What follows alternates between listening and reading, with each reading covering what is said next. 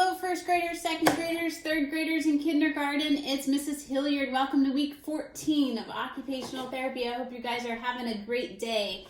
I have my 3 bins here ready for you today. We have a warm-up, we have a beautiful craft that we're going to make, and we have shoe time. So I'm just going to show you our craft. It's going to be a beautiful wreath.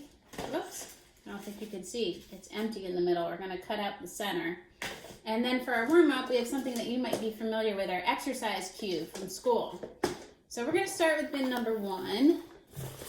And you will need some wrapping paper and a small box, an empty box. So you can use one of these Keurig cup boxes, or you can use a tissue box, a small tissue box, any little box that you have in your house, or even a big box.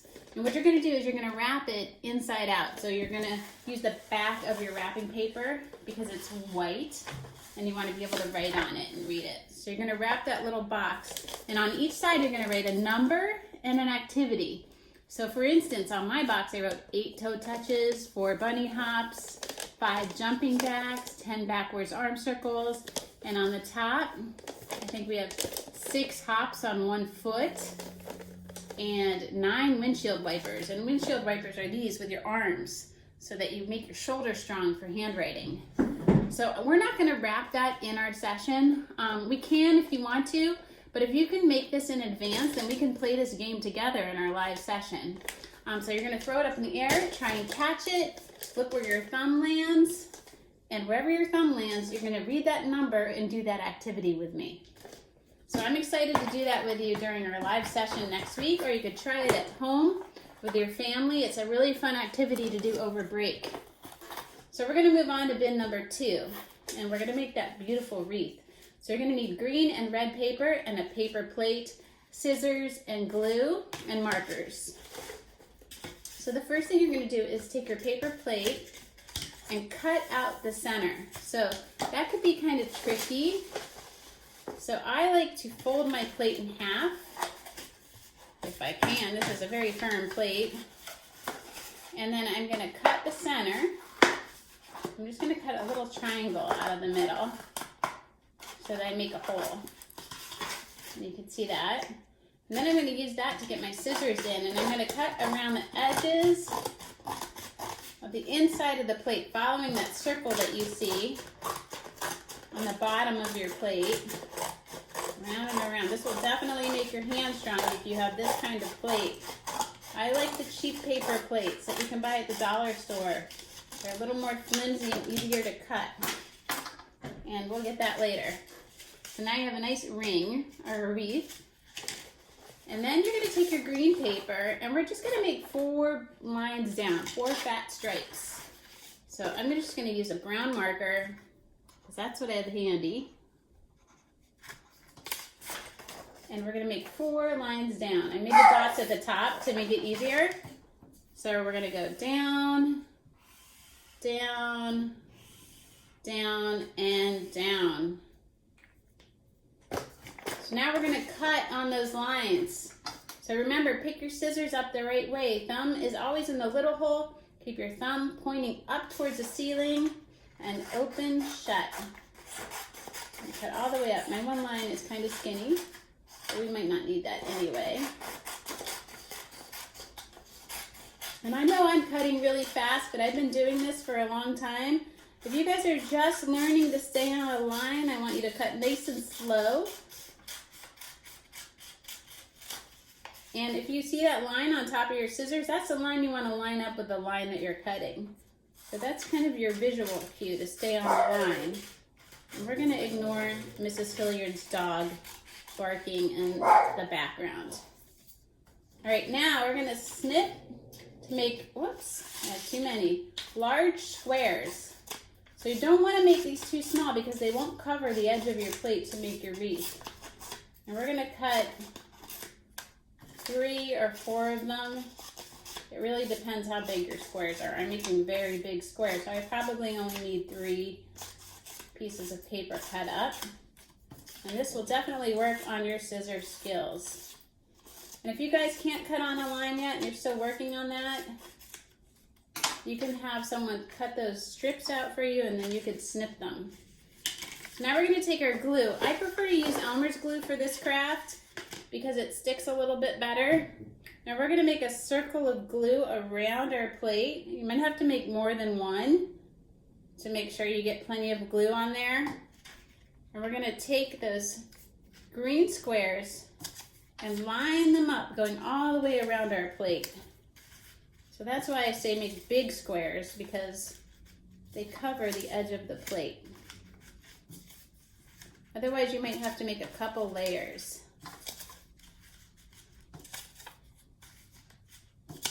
So this is, if you think about it, we're using radial grasp, we're following multi-step instructions, we're reinforcing shapes, we're using our scissor skills. So this is all good fine motor work. And we have a beautiful craft at the end after all of that hard work. So this is our wreath, and you might want to add some extras where you have those blank spaces. Now we're going to take a red sheet of paper. We're going to hold it like a TV, and we're going to cut off a strip of red and then cut it in half, and that's going to be our ribbon for our bow. And then we're going to take this piece of paper that we have left and fold it in half. And I know a lot of you are working on drawing shapes, so I'm going to draw a triangle. You can always make your dots if you need to connect dots to make a triangle. And then we're going to cut that out while keeping our paper folded. So we have 2 triangles and we're done.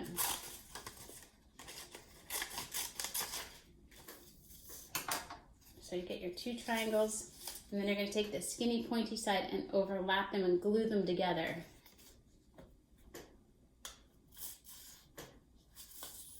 I am running out of Elmer's glue. And then when you glue those together, it almost looks like a bow tie. It's a bow. And then we're going to glue on those ribbons underneath. You just need a tiny dot of glue. Otherwise it gets very messy. And you have a beautiful ribbon to put on your wreath. Oops. And you could even make this bow bigger if you make a bigger triangle. Then we're going to take it and glue it on the top of our wreath.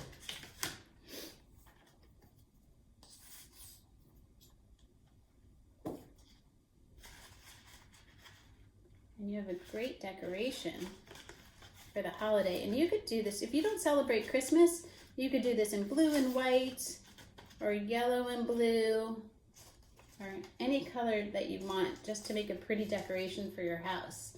And if you want to add some lights, you can, once this dries, you can go around and make some dots, multicolored dots or little red dots going around, and it will be really pretty. And don't forget to write your name on the back when you're done.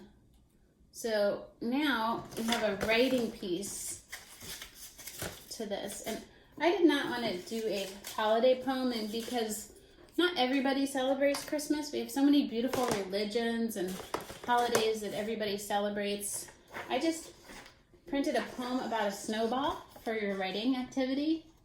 So this is by Shel Silverstein. I'll read it to you. I made myself a snowball as perfect as could be. I thought I'd keep it as a pet and let it sleep with me. I made it some pajamas and a pillow for its head. Then last night it ran away. But first, it wet the bed. That is so funny. So we don't really think the snowball wet the bed. I think the snowball melted. So I'm going to hold that here just for a couple seconds, but you guys could freeze the frame if you want to practice writing. And this is a really funny poem. And you'll see some of these A's, because of the font he used to print his poem, aren't the A's that look like yours. But that's okay. You make the A the way that you learned it.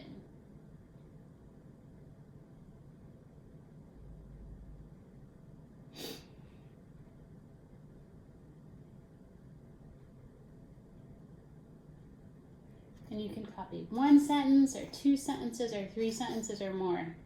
Don't forget your capitals, keeping your letters on the line, leaving nice spaces between your words.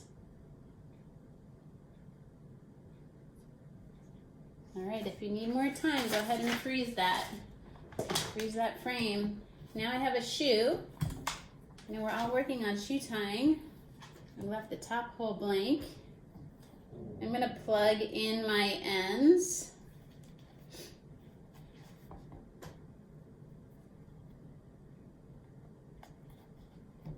So I plug them in. I'm going to pick up my bunny ears, pinch them in the middle, up a little higher, make that X, save that triangle tunnel underneath, as one of my students calls it. Take the lace that's in the back or closer to you, push it down through the tunnel, get it in the back, pinch and pull. Do it all again. Pinch your bunny ears, make an X, save that space, push down through the tunnel, pinch and pull, and you tied your shoe. Now, I don't think anybody is working on standard shoe tying with me, but I will show you how it works. There's another way to tie your shoes. Pull up your laces, flip flap, look for the X, take the lace that is in the back or closer to your body, push it down through the tunnel, pull, make a bunny ear, a loop, and I'm going to swoop around it with this lace. So you might want to tie a little knot right here. Take that knot, take it around the bunny ear, look for this little tunnel down here, push it through, pinch, and pull. And you did it, you tied shoes. And if you want to work on buttoning, snapping, or zipping this week, that's fine too. Thanks for joining me. I hope you guys have a great rest of your day.